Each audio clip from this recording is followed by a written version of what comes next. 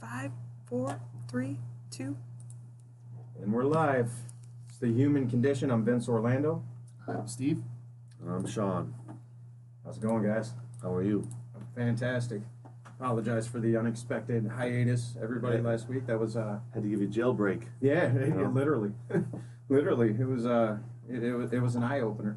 I knew it was coming. There was a mistake made, and anyway, wasn't me. But yeah, Gotta have the bail bondsman on, you never know when you might run something over, and none of that happened. That's we're just bullshit. I didn't run anything over, nothing. Write that down. Yeah, but so that's a nice segue into lack and limitation. That's what we're talking about this week, lack and limitation, and we had a episode a while back on limiting beliefs, and limiting beliefs is similar. Lack and limitation results in limited beliefs, but lack and limitation is a state of being. It's a state of consciousness.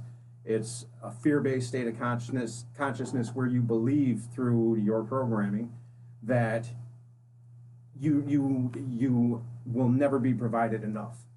That it's dog eat dog. That it's survival of the fittest. If I don't do what I need to do in this moment to get what I feel I need to get, somebody else is going to get it. If they get it, then I can't possibly have it. So it's pretty common. Let's go even further back than that. I was thinking about this today, actually on the way here. Where does limiting beliefs and lack come from? Fear. But I think it kind of comes from when we were kids. Oh, The for sure. comparing my outsides to other outsides, Mhm. And your parents being like, I'm not getting you those Jabot jeans. That shit's bullshit. It's too much money. Stuff like that. And Well, the limiting belief comes from the fact that you even want that shit. well, I think it's safe to say that in the social concepts of the youth, you're going to want to fit in. Right. And if brand names is how you fit in at that time, it's just the way it is. But it's fear, right? Yeah, Fear of not fitting. Right. Yeah, fear of not fitting in. That was always my driving force, was Right. the fear of not. It wasn't so much that I was so cool and I had to have. It was that, well, if I don't, then I'll get judged. And I don't want Right. to be made fun I mean, it didn't matter for me because I didn't get any of that shit. of. But I think that's kind of where things stem from in a capitalistic society, Mhm. where you'll learn to prepare for the time when you don't have enough. It's like you're already preparing for lack. You're taught Yep. how to prepare for times of lack. Because they're Because- most definitely around the corner. Right. Because it's a fear-based thing, and so I'm gonna instill. You're gonna want to save. You're gonna want to do this. You're gonna want to do that, all in preparation for the lack and limitation. So I think that some of it is ingrained in the belief structure, starting at a pretty young age. It is, and it's generational, right? I mean, this comes from, look, and we can't fault generations prior, because there was a time where you truly were limited, right? And when you're a hunter gatherer, and a bad stint of weather hits, and all of a sudden there's famine, or there's the animals have died, and so it's ingrained in our DNA because of our history. I mean, there was a time where we did have to live in a certain amount of fear, because it was truly survival of the fittest as human beings. And there was no talk of consciousness. This type of, we were animalistic in our drives. And that is the what we call the monkey mind, right? It's the reptilian brain, which is what science Brainstem. It's this to the amygdala. Prior to the neocortex, it's all of this right here, and it's fight, flight, freeze, collapse, and then it's survival, and it's the basic mechanistic motivations of the body to urinate, to get waste out of your body, to procreate. Yeah, you had it a little different than I heard it. I heard it was fight, flight, feed, and fuck. Well, I mean, there's that too, but I don't know that fits into.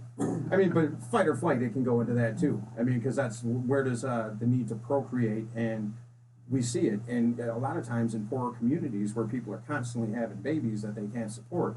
Well, they're trying to. It's subconsciously what they're doing is they're trying to build their tribe, right? Subconsciously, it's a survival mechanism, and that's ingrained in us. You know, in our animalistic brain, our reptilian brain. That's so it starts there.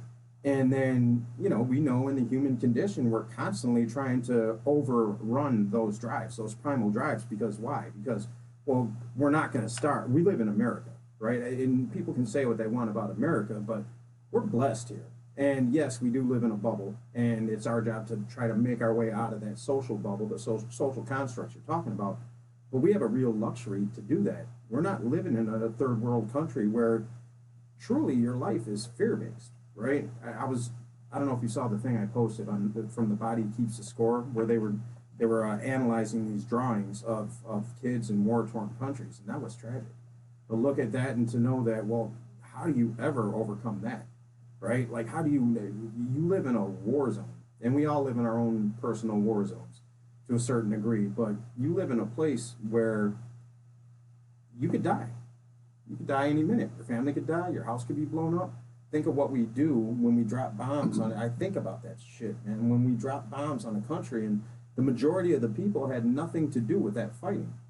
So we perpetuate fear, and that's fear-based, right? Yeah. That when we send people over there, it's that there's a fear that these human beings are going to try to infringe on what I have, so let's take what they have and conquer that before they get us. That's pussy shit. You know what I mean? I used to think I was a tough guy back in the day because I could throw a punch. Really, I was just scared of getting hit. So I would throw the first punch, and a lot of times it'd be a good one. You know what I mean? But when I go back, it was like everything I did was because I was really a little bitch. I was really scared of not fitting, honestly. Like, and I did a good job at it. I propped myself My old man up. taught me, he's like, anyone can throw a good punch, but if you can take a punch, then you got something. Right. And I was capable of both, but you know, I wasn't really a fighter. Like I really wasn't. I didn't want to fight anybody. I didn't want to hurt anybody. That wasn't in my DNA. I was taught it. You know, I was taught it, and then I grew up in some places where, well, people would take your shit if you didn't. You know, but I really wasn't a tough guy. How did you learn about prosperity and abundance and removing the lack and limitation That ideas? That came after the ketamine experience and the birth of my son and quantum physics. Once I understood from a logical perspective that we are all one. Because, you know, I get the woo-woo stuff, right? And that makes me feel good. But, you know, both sides of my brain fire pretty much equally. They communicate well together. So I fell into this unconditional love feeling, which opened me up to emotions that I'd never felt before.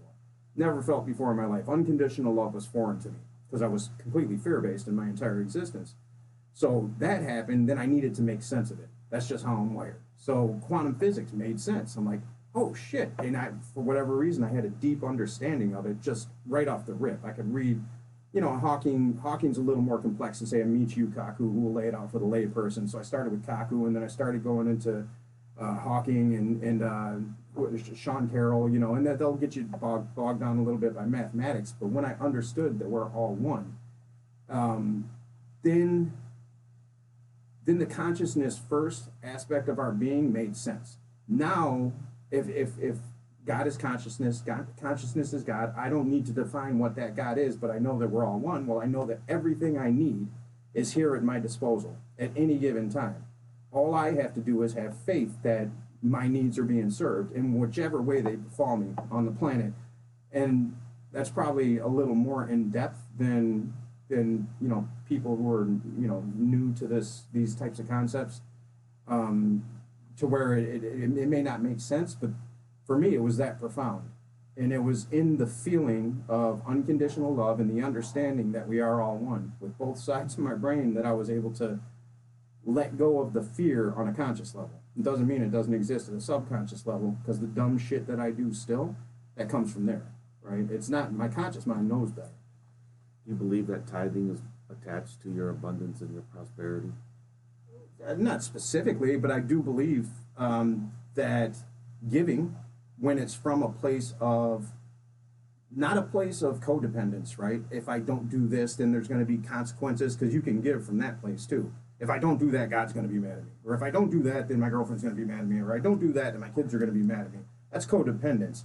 But if I'm giving fully because I like the feeling, and because there's a belief that if I just inject good into the universe, then not that good will befall me, but that I can illuminate my space, then it's something different. So it has to be from that perspective. It can't be from a fear-based perspective, because that's also a form of lack and limitation. Right. If I don't, then the consequences are this. I don't want the consequences. I fear the consequences. So, you know what I mean? So I really have to, if I'm giving, I have to make sure it's from the heart. It's from the heart with no outcome attached, you know? Or Didn't Clint Eastwood say that a man's got to know his limitations? well, I mean, I can't quote Clint, but he may have. It sounds like a very Clint thing to say. Man's got to know his limitations. That's Dirty Harry. Oh yeah, Yeah. So I think, you know, you don't want to be bogged down by limitations, obviously, but you also have to know, like, the difference between, like, what you're talking about, which is spiritual limitation, right, and physical limitation. Yeah. Kind of different things, right? Well, you got to know what's for you, right? Rather than know what's not for you, I think you need to put more emphasis on what's for me. Where do I feel good? Naturally. So I'll get into these, I always have an excuse not to work on me, not to work on other people, to ignore phone calls. Like, I can bog myself down in work, and truly there's things that need to be addressed there that only I can do. So I can make excuses to not think about the things that really excite me. So there's one guy at my work in particular. He's on a path, right? Me and him can get into some deep conversations, and in the world that we exist in, that's not common. So I'll be bogged down with some shit that's driving me crazy, like some high stress finance bullshit. I'm dealing with this investor out in New York, or this lawsuit over here, and I'm buried in this, right? And I don't want to talk to anybody. And when people come up to ask me a question about a job, I don't want to hear it, and I'll give a little edit. Okay, you know, yeah, all right, what do you want? But when he comes up and he asks me some shit that matters, I might have the gut reaction because I'm busy, I'm ingrained in this. But what I've noticed is that I'll drop it all for that question, because now I can get into this conversation, and I know that I feel like there's more purpose in that, even though there's no financial purpose, even though I might be working on a $1 million complex, right? And I got to get this out because lacking limitation. We might not get the deal if I don't get this out. But if he comes in, and it's him specifically, and he drops this question on me, I've learned now to say, well, I'm going to move towards where, because I'm conditioned to think that's laziness. I've just diverted from the task that brings in money to talk about things that make me happy. I must be lazy. So I have to break that pattern in my thinking. So I'll drop everything, and I'll sit and talk for an hour about shit that matters, because I've recognized that I feel better there than I do talking about dollars and cents. You know, so the limitations. I can't fly, right? But I can build an airplane. As a human being, you can do those things. So where do the limitations lie? Well, you look at okay, I'm confined to the 5 senses. I can't walk through this wall. But I can create some technology that might teleport me. You probably can't beat Mike Tyson in a fair fight right this instant. Probably can't, but why would I think You about never it? know if you smoke enough It's ganja. a limitation that you have. If you were smoking enough ganja, you never know. And the thing is, I would never think that I can't. You know what I mean? I'm not going to, if I have to fight Mike Tyson, I'm going to fight Mike Tyson. And I'm going to give it my all. But I'm not going to sit here and limit myself in my thinking. I think that kind of thinking is dangerous. Like, It I know my can be. limitations. For example, I will never fight Mike Tyson if given the chance. Well, yeah, because Also- Mike, I'll fight you. I don't want to fight you, man. Let's Also, do some, if let's I'm- do some if toe I'm in a together. But it's not practical. You know, you got to enter in practicality a little Well- bit, like common sense. You got to enter in some common sense. Like, I'm not gonna step in the ring with Mike Tyson. Well, I know. I get what you're saying. Like, I don't it's look at unlikely it. to I don't come look up. at it as a limitation. It's a gross exaggeration to prove a point You know. of mine. But it's in context. Like, I'm in this context right now, and there are limitations. I know that I can't jump onto this roof. I'll have to take a ladder. I know that. Right, but you can get on the roof, right? I know that I shouldn't I'm not going to be able to buy a $4 million house right this instant. It's a limitation that I have monetarily. Maybe in a few years, maybe after hitting the lottery or something I could, but right now it would be a bad idea for me to try. I think those are good things to admit to myself So, to keep myself from hurting myself or others. perfect example. So, rewiring unlimited beliefs and stuff. So, where a lot of the teaching comes from is that I believe that the universe is going to make that $4 million house possible for me. And I believe in the abundance, and I believe that everything is working in my favor to achieve that. Without attachment to outcome, without attachment to time. Right. All I know is that the universe is working for my good. That's all I need to know. But by doing so, I give freely of the things that I have without any kind of expectation. And, you know, that's the whole law of a lot of this shit, is that I give freely to all those around me, whether it's time, using my talents, my gifts, whatever, and the universe supplies me with all the abundance and prosperity that I need. It's like a ebb and flow type thing, you know? It's like an energy field. Well, it is ebb and flow. It's reciprocity, right? Give and take. When you give from a position, Wasn't that the motherfucking mastermind for yesterday? Was it? I give That's the one I missed. freely. I give freely to those. I give freely to others, knowing that God is, you know, taking care of all my needs or something. It's something like that. It You know? may have been. I missed yesterday. And Didn't eat. You know, yeah, I'm a failure. No, but limiting belief. Yeah. Well, and let's go back to that, because if you approach everything from a standpoint of limitation, and not everything, but a lot of things, and we're taught to, right? I remember when I was graduating high school, and we had career day or whatever it was, and my counselor was always a troublemaker, but I got good grades. It was easy for me. And I always had an interest in physics, primarily astronomy. And I remember, I can't remember what her name was, but she said, well, what do you want to do? I said, something in astronomy, maybe, physics, really astronomy. And she said, how are you going to make money doing that? We're in a poor neighborhood, right? Hazel Park's not rich, not even close. We're lower middle class at best. But we weren't, you know, we were poor. So that rung my bell. I said, And she said, you're a good talker. You could, I mean, what about a lawyer? She said, well, it's 8 years of school. Okay. She said, you're a good talker. You could go out to New York tomorrow and be a stockbroker. Next thing you know, I'm majoring in finance and international business in college. That's good. It's good that I had that background and whatever, but it wasn't where my passion was, right? So immediately I believed I'm confined, and I always believed this when I was a kid, I'm confined by my social status. I'm confined by the fact that I don't have money, so I can't do this and this. But I didn't really believe it, right? I did things in opposition to that limiting belief in the way that other kids in my neighborhood didn't. So I hustled my way through that. My parents didn't know how to fill out a FAFSA. They didn't know anything. I was the first one to go to a university. A lot of people in our neighborhood didn't go to a university. I said, well, I'm going to go. I didn't fucking know how to go. I went up there and I hustled between administration buildings and got them to give me a check on the spot to attend school. Still don't know how I did it. But I did it because I didn't know better. I didn't have a belief up there that said I couldn't for some reason. There was something in me, and I think my mom ingrained this in me. My dad would tell me I ain't going to be shit, my biological. And then, you know, Mark was a dreamer. He was an artist and whatever. And then my mom would always instill, you can be whatever you want to be. I chose to believe that instead of you ain't going to be shit, even though my subconscious still tells me I ain't shit, I ain't ever going to be shit. Don't believe it. So I went out there and I did that. And then I hurt my back in a car accident. And then the dream of, you know, the fact that I made the team for football and I sucked in high school, but I was able to make that because I didn't believe otherwise. I wanted to play football now. Well, I hurt my back in a car accident. Maybe I'm going to go try this acting thing that I've always wanted to do, but was always too afraid because people would make fun of me. So I never did the drama thing because I was for nerds. Let me go do that. packed my car that summer and I moved to LA. I don't know a fucking person. You know, I guess the point in all of that is I could have opted to go with the limiting beliefs that I was surrounded by, and I didn't.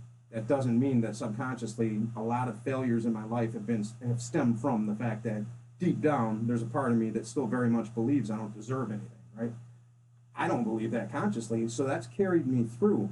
And I'm going through all this to get back to what you started with, in that when it all starts, right? John Bradshaw, are you familiar with him?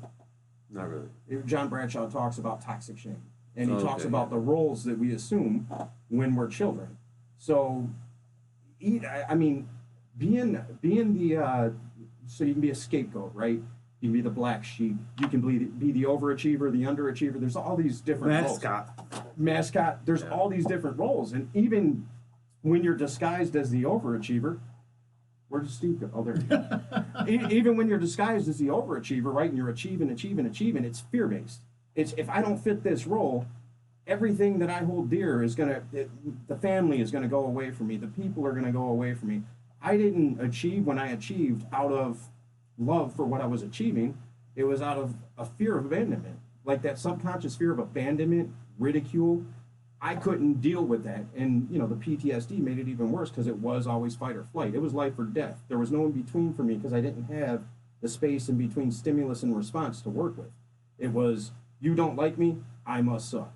I didn't think that, but that's I can feel myself physically falling into that. Like if I think back on the risks that I took with my life just to not be called poor again, like running drugs from cartel back to Michigan, like the shit that I did and the risks that I took with my life just so nobody could ever call me a starving artist.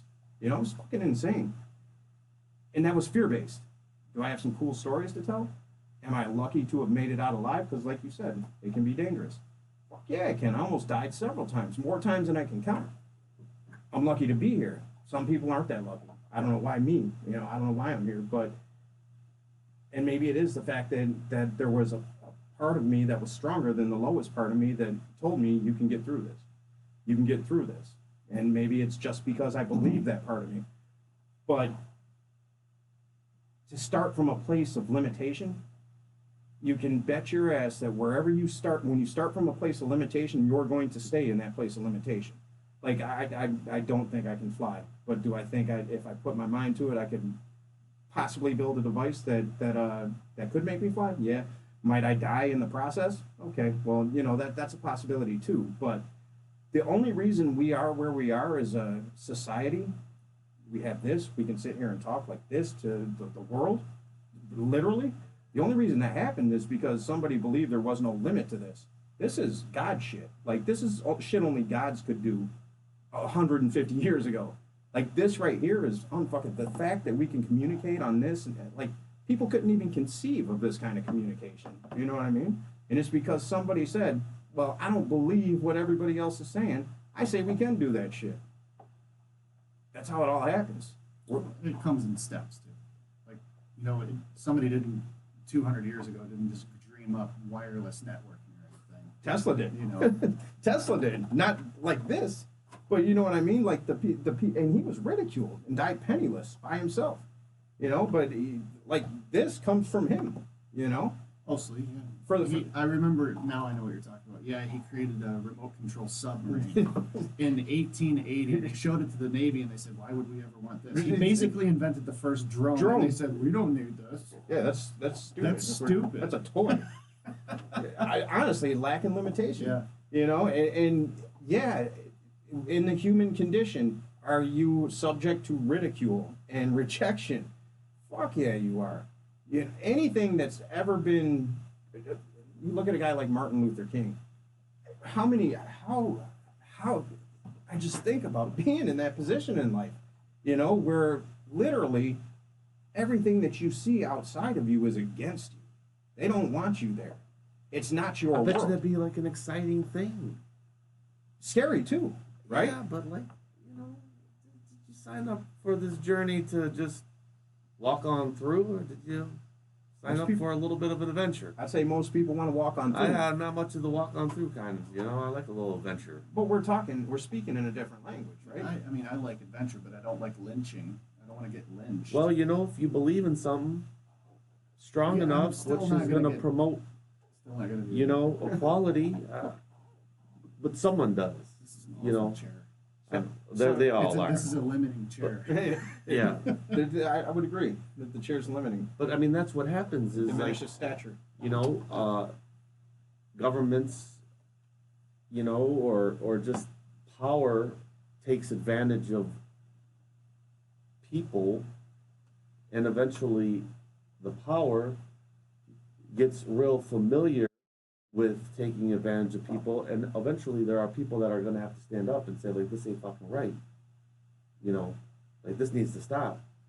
Someone needs to change. Something needs to change. All you got to do is stand up. Maybe one, but only takes a couple. The next thing you know, couple turns into a few. Sorry. I don't know how to send the link. Somebody just asked for the link to the podcast, and I don't know how to do it. My bad. I'm listening. So, you know, that's just how, you know, revolutions start.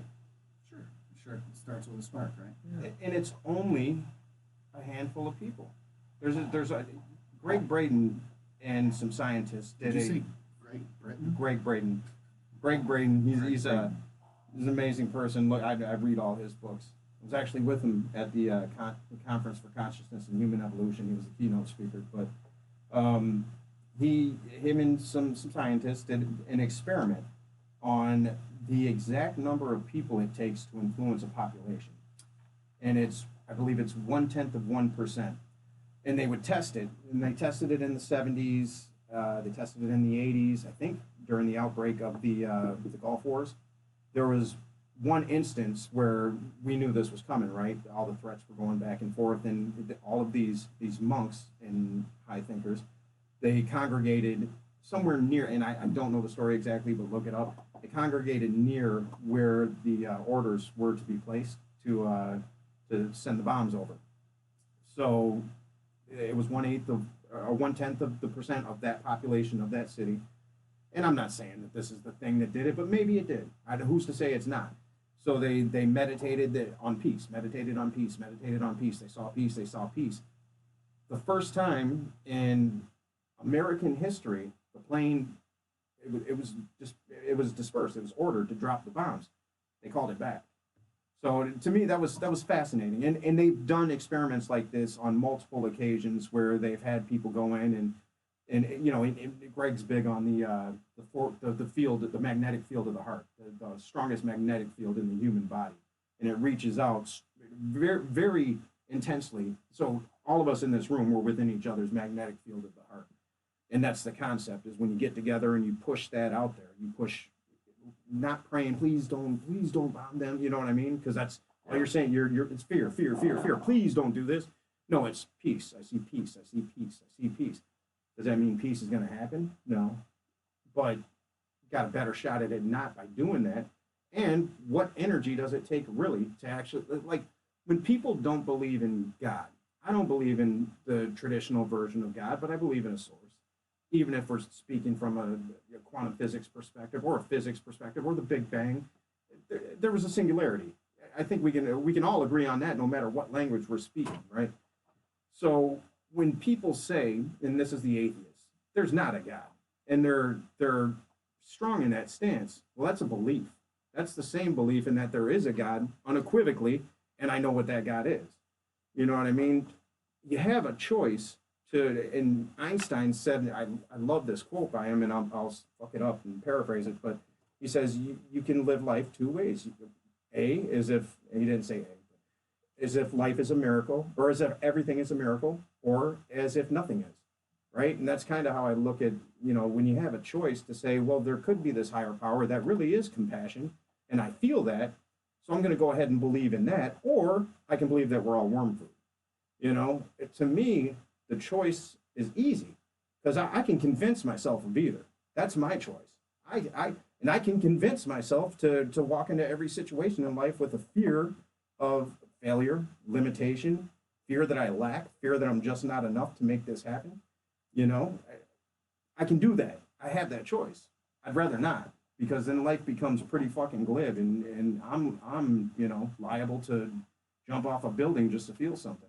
You know, that's just me though. I think I'm more agnostic, in the middle of the road. You know, Well, you wouldn't be an atheist. no. You might be a little No, pessimistic, for but exactly the reason that you mentioned too. Like, I can't prove that there is, and I certainly can't prove that there isn't. right, which to me So- seems fairly, you know, Right. that's logical to me. People throwing around it seems like a lot of 13, 14-year-old woke kids are atheists now. Oh yeah, there is no God. Like, well, you're definitely missing something because you can't prove a negative. So Right, you've never had proof. not right. You can't. You never had proof that there's a God? Me personally, Yeah. no. So you have no near-death experiences? Oh yeah. You think that was just getting lucky? It could be physics. You know, Yeah. it could. Well, there's, you get sick and you're made a certain way, so you get over sickness or you don't.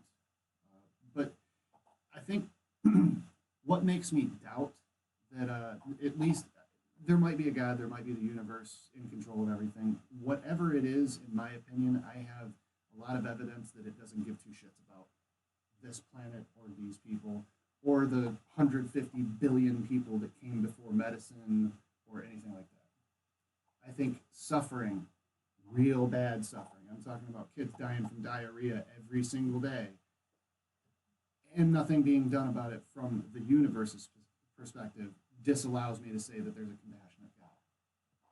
Well, I hear you. no, and I understand that, and I think about it too. But I see my viewpoint. You know, the Buddhists will say, "Be grateful for your pain."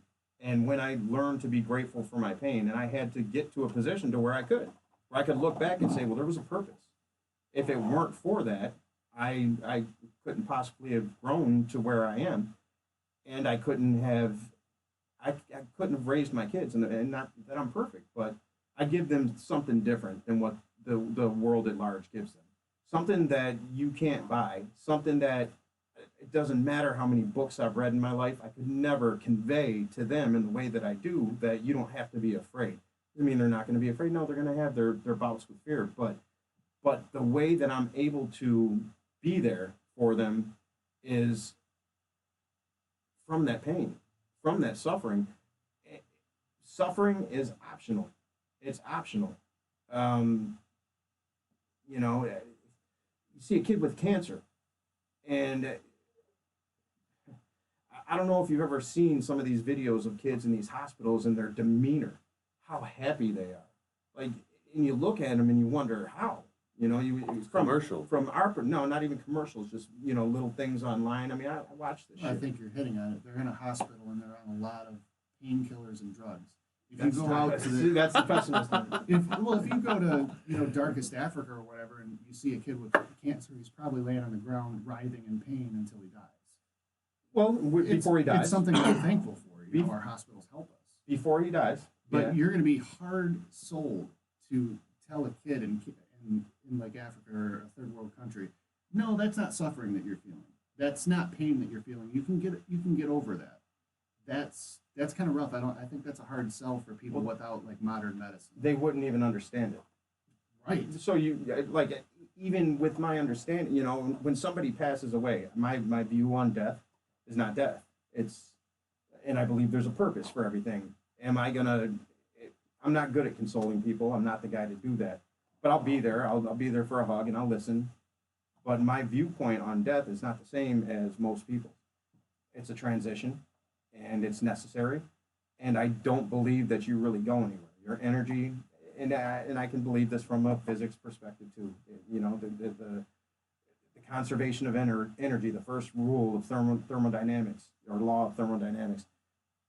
Conservation of energy. Energy is neither created nor destroyed in a closed system. It But we can't. don't know if it's a closed system or not. Even if it's infinite, it's a closed system, right? If it's infinite, and it's still a closed system. We limit ourselves by what we call the observable universe, and we think that's God. We think that, you know, scientists will take this observable universe and call it the gospel truth to them. That's the same thing as the gospel truth. That fucking thing expands every 10 years. Now even more with technology. Almost everything you thought 25 years ago, for the most part, was debunked. You know what I mean? Like it constantly shifts and changes and shifts and changes. So I believe it's a closed system, but also infinite. You know what I mean? And now, if we talk about human beings, well, we're a closed system, right? We're a closed system. We're one type of closed system. Humanity is one type of closed system. Yeah. But you got to view it from that standpoint. You can't take that closed system and remove it from infinity. I think that's a disservice to the science that people are trying to, the scientific method that they're calling their gospel. You know, we're quantum systems. Well, they on the flip change side. it though. It's like you said, it's ever evolving, and that's part of the scientific method is to. I have an idea. We're going to model it, and that's what we're going to believe until we have new evidence. We're going to test it. Yeah, we're going to First test it step or observe. hypothesis. There you go. Exactly. Yeah. And that's So I don't see a problem. I don't think it's breaking the scientific method to say, 25 years ago to have one opinion about the universe and it being steady state, and now saying, hey, the universe might be infinite because it's expanding. That's okay. no, but it is when you're stuck there. In the same way, a If you religious fanatic, ignore if you're the new- stuck, Yes. yeah, and if you get stuck there, that's a problem. And that's more of a problem that you have to deal with than I have to deal with. But that's where the lack and limitation, that's where it comes into play. I think right there, the religious thing is lack of adaptation. Lack of open-mindedness. Open-mindedness. Well, Lack it's of fair. open-mindedness. It's fear. Mindedness. I can't Yeah. say it. Mindedness. Minded- I laugh when people say God fearing.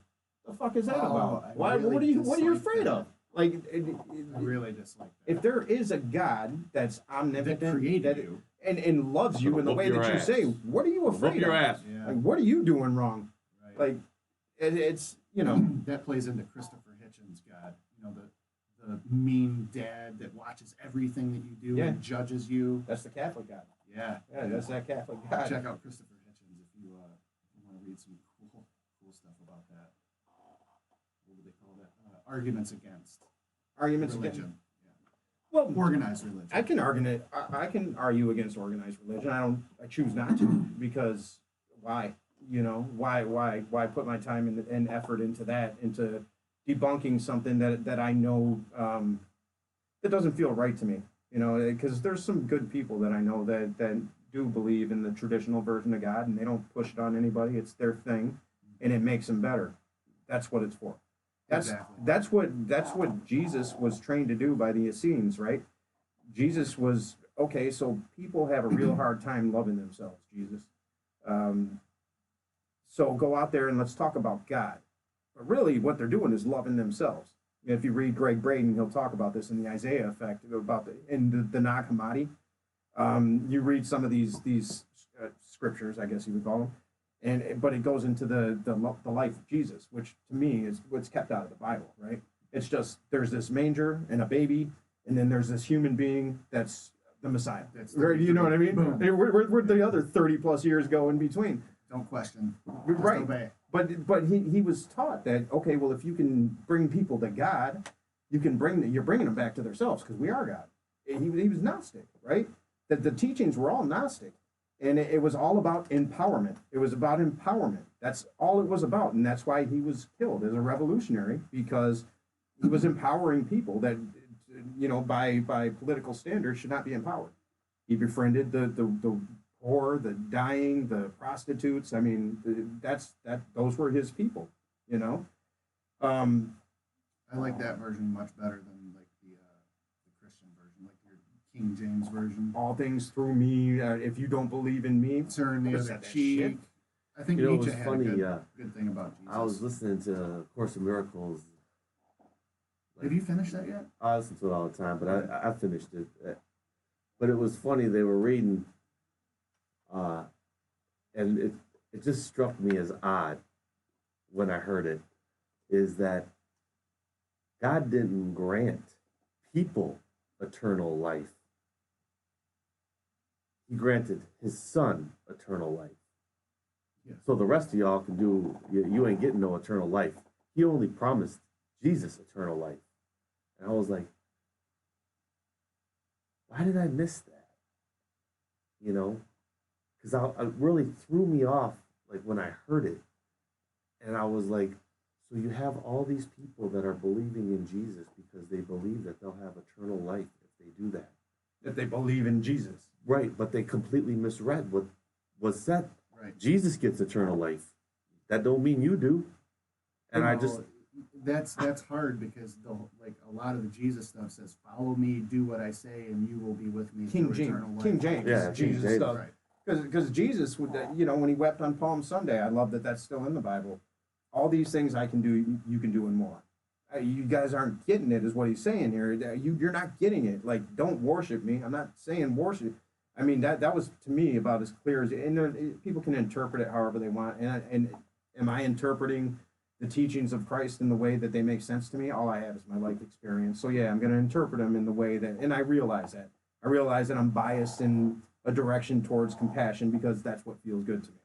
So I don't sit here and try to say that that's the absolute truth because there is no truth. There's only perspective. Right. Honestly, You should be fluid with that. As you have as to you be. change and as you understand things, you should change. Going back to Jesus, one of the funny things to me is if you read the whole story about there's God the Father and then Jesus the Son, right? So basically, God sacrificed himself to save us from himself. sounds about right. Yeah. but in truth, God Why is not us. just- We are God. Why not just Right. skip the three middlemen in that equation and just directly forgive us? So I like the metaphor of us being a dream, God's consciousness, right? Where we're all individualized, not interpretations, but manifestations of God. We are, say, we're the cells in the liver or whatever, like in a human closed system. Well, there's this God system, right? Which is and I don't want to say belief system, but the way I see it is consciousness. God is consciousness. Everything springs forth from God in the same way it did from the Big Bang, from a scientist's perspective. Everything springs forth from that. God is the infinite movie screen where all these projections play out. They come in, they go, but it's all part of God. You know what I mean? So that's how I see it. Is in that we're all part of that. We can't be separate from it in the way that wood can't be separate from this table. Only there is no table without the wood. So God is the wood, right? And it can take many different shapes, but it never separates from itself. You know who that sounds like? No. I mean, I like that, but it sounds like Bill Hicks. Remember the comedian Bill Hicks? Oh yeah. And he said, paraphrasing here, but basically, we are the universe trying to experience itself. We are God, or you can say we are God trying to experience, trying to understand. So that's why I feel like we are special. Even if you're a fucking scientist and you're pessimistic and you're nihilistic in thought and you're atheist, whatever. If you just look at, it's kind of like a flat earther. Look, you can see the shadows and other. Just fucking look, man. Just look.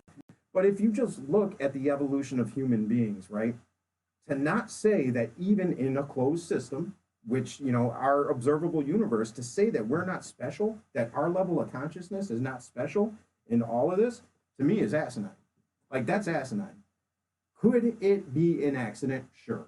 Could it just be that, the primordial soup bred these things forth? And already Darwin's been debunked as it pertains to human beings, right? The theory of evolution does not apply to humans. 200,000 years ago, there was a sudden shift, and natural selection doesn't happen suddenly. It's gradual, it's over time. So the new science that maybe they'll teach in school, maybe they won't, has debunked it completely. So there was a sudden shift to the neocortex, which took our 2%, we're 2% away from a chimpanzee. So the neocortex, there's a mutation in this chimp DNA, then all of a sudden, just like that, as if it were manipulated. They know this now to be fact. They can go back to the manipulation. And now we have the neocortex. Now we can speak. Now we're human beings, right? And then humans evolved. So to say that we're not special in some sense, could it have been an accident? Sure. I mean, But they say it's very rare that all this was an accident. Like, they're starting to debunk the Big Bang Theory because they're saying that to have everything precisely work out, calibrated, so that life happened on a planet where so many things and so many different scenarios could go wrong over the smallest detail. Yeah, there's a name for that. For it to work out is that there had to be a creator, creative design. source, your conscious design. Well, what if the universe is created incorrectly? We don't exist. I mean, the fact that we exist is proof that whatever happened at the Big Bang or the beginning was obviously the right thing to be there. Right, in this Maybe universe, and there could be infinite universes. Maybe right? there's a multiverse. Maybe Why there's not? a billion trillion universes where we don't exist because it starts and then it collapses, or it starts and then it's dead, or something like that. And here's my question for the fear-based person, for the person who lives in lack and limitation, for the atheist, because I believe that's a fear-based perspective. I don't think agnosticism is. There was a long time where I was agnostic, right? I wasn't looking for anything, but you know the for the fear-based person,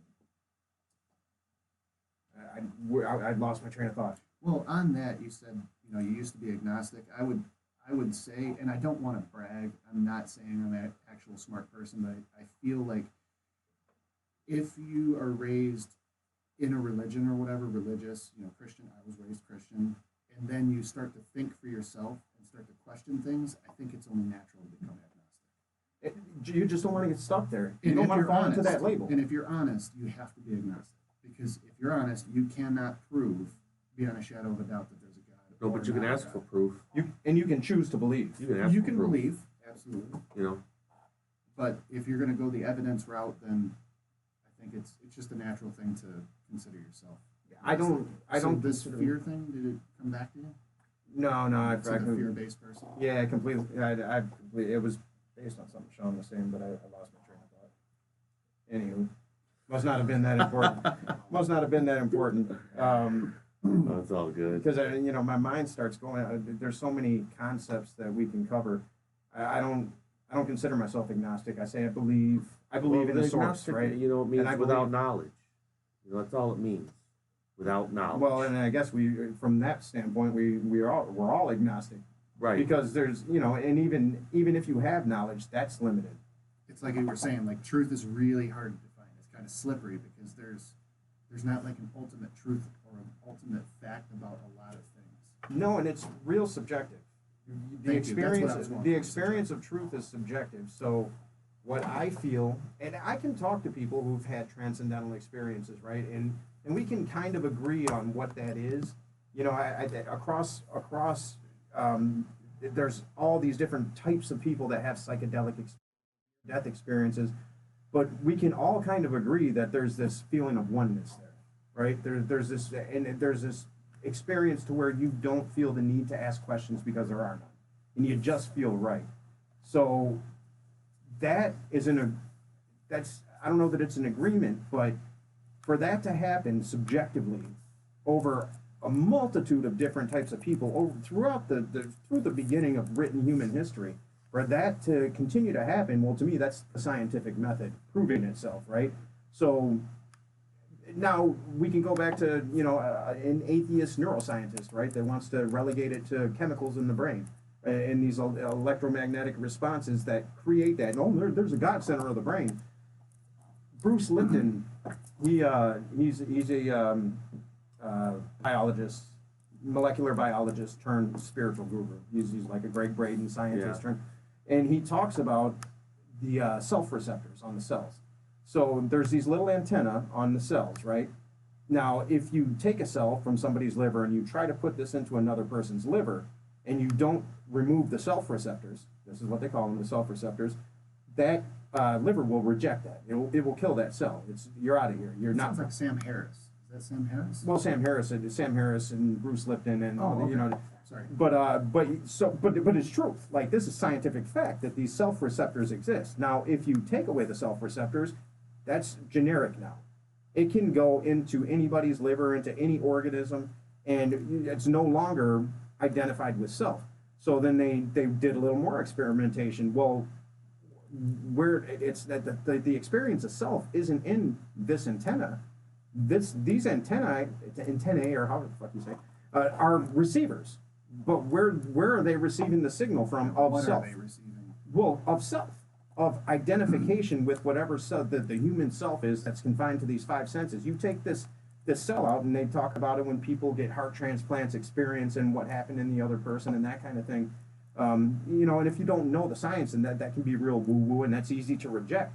But when you start thinking about things in terms of, okay, well, I'm being transmitted my identity of self from someplace else, and it exists outside of who myself is, because I can put myself into somebody else's cell, and it's going to kick me out, whatever my identity of self. So when I heard that, I was like, well, that's fascinating as hell. Yeah, that is fascinating. It sounds like you were going to say you'd have to put on some tinfoil on your head. Well, it's like that, right? Like I mean, it is. The mothership is telling me to do this right now.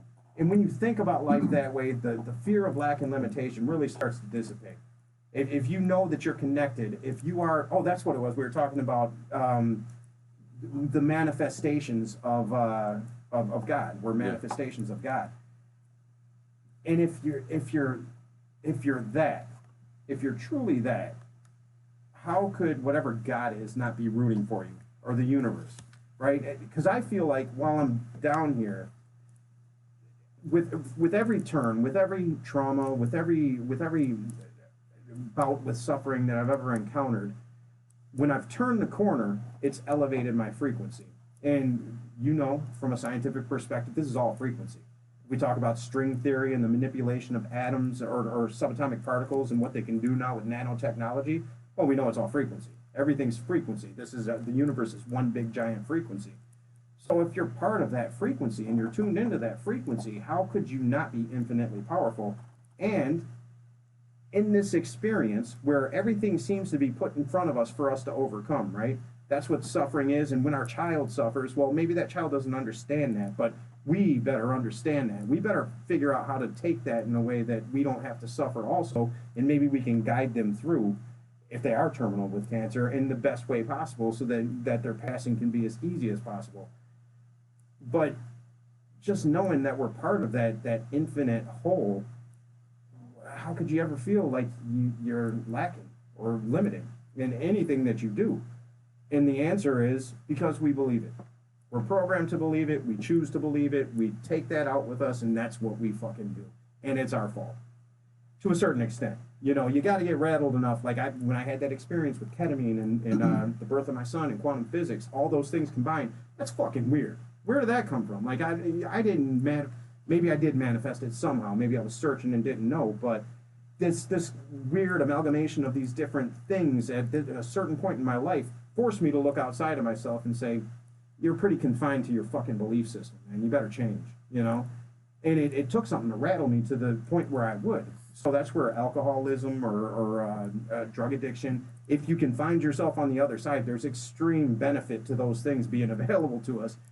You could die, right? It's dangerous. Just like taking jumping off that fucking building with a fucking towel like I used to do when I was a kid, thinking I could fly like Superman. There's danger in that. But if you make it through, there's not. There's something else on the other side of that shit.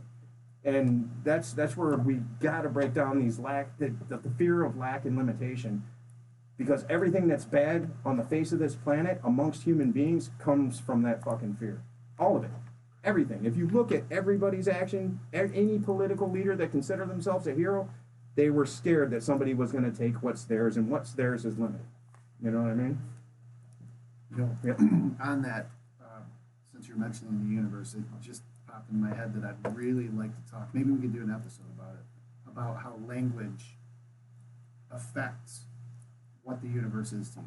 Because I think, for example, like if you're 5, you have a very limited vocabulary. So your experience of the universe is probably a whole lot different than 40-year-old me who knows absolutely. 10,000 words. Yeah. They say we all used to communicate Telepathically. And Jung would say that we're evolving back to that point. He breaks the brain into 8 places. And he says, the parts of the brain that haven't been used yet. And he said, give it time. Yeah. You'll evolve. And it'll happen. We're getting a minute. Do you have anything in rap? It's all good. All good? You afraid of some good shit? in the hood. You feel limited? You feel lacking? No, it was, I'm afraid of spiders. I think it's all about changing your perspective on how you look at things You know, if you truly want something or try to get somewhere, believe that anything is possible. I mean, I truly believe that it's in the belief that anything is possible where you learn how to manifest things and co-create with the universe. Well, it's If where you- possibilities can manifest, right? I mean, You gotta if you allow think for if it. you think you're always going to be stuck in this fucking job, then guess what? You're probably going to be stuck in the fucking job. Or one that you know? looks just like it. But I'll go with Clint Eastwood. A man's got to know his limitations to overcome them. well, limitations are just there to overcome. So I'll take it a step further. But okay, well that's us. We'll be back in 2 weeks. We may have a surprise guest for you. We will keep you posted. Keep the comments coming, the messages, subjects, and we'll get to them all. Thank you. Thank you. Mics are off, and I'll close your video in just a second.